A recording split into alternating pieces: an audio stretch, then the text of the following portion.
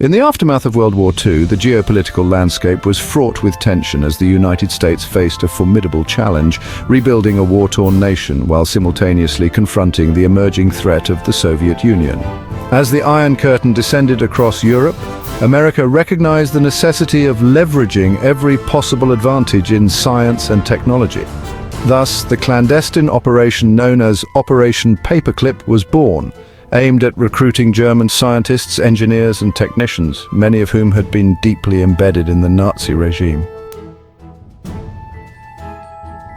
President Harry S. Truman found himself in a precarious position.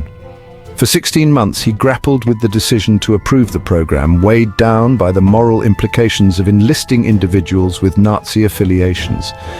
Despite his hesitations, Truman ultimately recognized that the stakes were too high. Years later, he would reflect on this decision, stating, "I was not in the least reluctant to approve Paperclip. That because of relations with the Soviet Union, this had to be done and was done." His words underscored the urgency felt by many American leaders during this tumultuous period.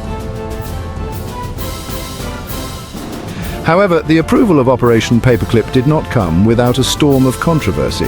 As the United States began to recruit these scientists, many were investigated for their past connections to the Nazi Party. This scrutiny revealed a complex web of moral and ethical dilemmas that the US government faced in its quest for technological supremacy. One prominent figure was Georg Ricci, the only paperclip scientist formerly tried for any crime. While he was acquitted of charges relating to his past, this case set a precedent that would haunt the operation's legacy.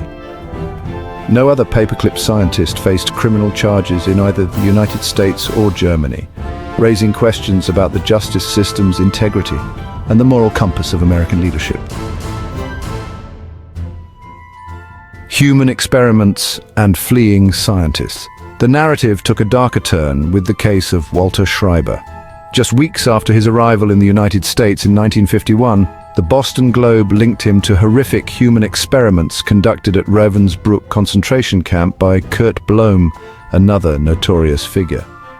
Schreiber, fearing the repercussions of his past, fled to Argentina with the assistance of the United States military, leaving a trail of unanswered questions about the lengths to which the government would go to protect its interests. Another significant case was that of Arthur Rudolph, who, under the threat of prosecution related to his role in forced labor during the V-2 missile production, renounced his United States citizenship in 1984. His subsequent move to West Germany, where he was granted citizenship, highlighted a pattern of protection extended to those involved in Operation Paperclip, often at the expense of justice for their past actions. The complex case of Wernher von Braun. Perhaps the most famous name associated with Operation Paperclip is Wernher von Braun, a man who would become synonymous with America's space race.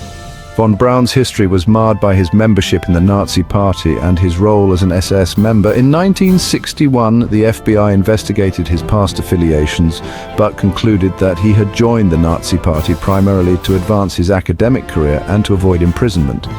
Despite his controversial past, von Braun was instrumental in the development of the United States space program. His expertise helped propel the nation to the moon, yet the ethical implications of utilizing a former Nazi remained a contentious issue, leading to an enduring debate about the moral costs of national security. The fallout from Operation Paperclip extended even into the realm of space medicine. The Strughold Award, named after Hubertus Strughold, often referred to as the father of space medicine, was awarded for groundbreaking advancements in space life support systems and technology for 50 years. However, in 2013, in the wake of revelations regarding Strughold's involvement in human experiments during World War II, the Space Medicine Association announced the retirement of the award. This marked a pivotal moment of accountability, a reckoning for the legacies of those who had been lauded for their scientific contributions. The broader context, similar operations. Operation Paperclip was not an isolated initiative. It was part of a wider array of covert operations aimed at exploiting German expertise post-war. Operations such as Apple Pie sought to capture and interrogate key Wehrmacht officers for insights into Soviet military capabilities. Operation Bloodstone focused on recruiting personnel in Eastern Europe to promote anti-communism.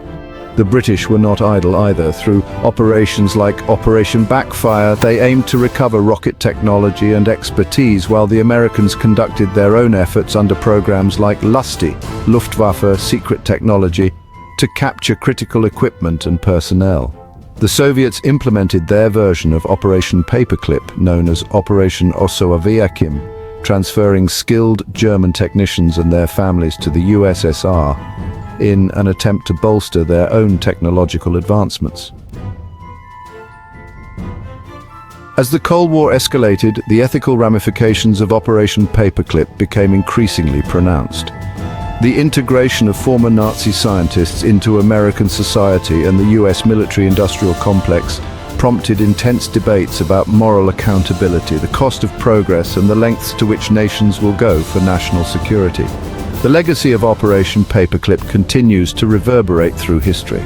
The intersection of science, morality, and national interest creates a complex tapestry of choices that shaped the trajectory of American innovation and military power in the latter half of the 20th century. Operation Paperclip stands as a stark reminder of the ethical complexities that accompany the pursuit of progress. While it undeniably played a crucial role in advancing American technology and securing its position in the global arena, it also forced the nation to confront uncomfortable truths about the compromises made in the name of security. As we reflect on this chapter of history, we are left to ponder, at what cost does progress come, and how do we reconcile the pursuit of knowledge with the moral obligations to hold individuals accountable for their past actions?